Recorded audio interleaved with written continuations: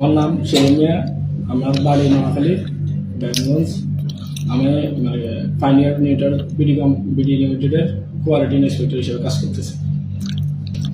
আমার অফারটা এরা 3 জন, আমি সহ 4 জন। আমি আমার টেবিলে কাজ করতেছি, এরা এদের কাজ করতেছে।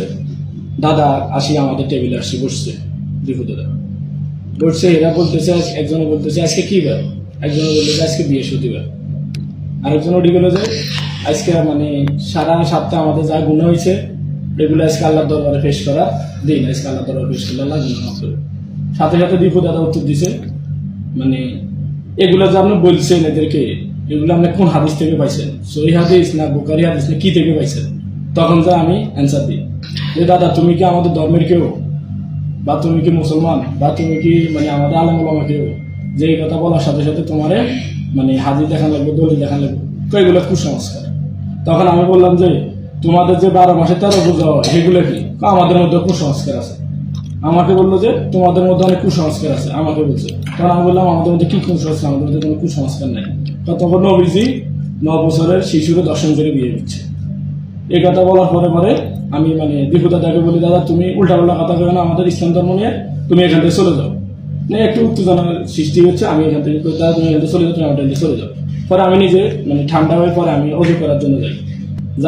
দেখি যে পুরো ফ্লোরের মধ্যে এগুলো নিয়ে কানা ঘোষণা হইতেছে, এর সাথে বলতেছে, এর সাথে বলতেছে। প্রায় আধা ঘন্টা 40 মিনিট পরে আমাদের সার্কিট হচ্ছে, সিকিউরিটির কল দিচ্ছে। অ্যাডমিনের সাথে যোগাযোগ করে সিকিউরিটি বলতে, সিকিউরিটি 3-4 জন যায়, 700 এদিকে নিয়ে আসে। তখন উত্তেজনা অতিরিক্ত হয়ে যেতে আমাদের সাথে সাথে ছুটি দিয়ে দেয়। আমরা আমাদের 2 নম্বর গেটে আমরা বৃহস্পতিবার, তখন সে বলতেছে আজকে বৃহস্পতিবার, আজকে সারা সপ্তাহ যা গুণা করছি গুণা মাফের দিন, তোমার কাছে এটা পেশ করো। তখন এই দীপু এসে বলতেছে যে এটা কোন হাদিসে আছে, কোন শরীয়তে আছে, যে এটা পরে সেলিম বলতেছে তুমি আমাদের ধর্মের কেউ, তুমি এটা জিজ্ঞাসা করতেছে তুমি আমাদের ধর্ম সম্পর্কে জানো? পরে বলতেছে এগুলো কুসংস্কার। দীপু বলতেছে, তখন সেলিম বলতেছে যে তোমার যে 12 মাসে 13 পূজা এটাই কি তাহলে?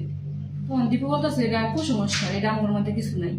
নবীও তো 9 বছর শিশুকে দর্শন করে বিয়ে করছে।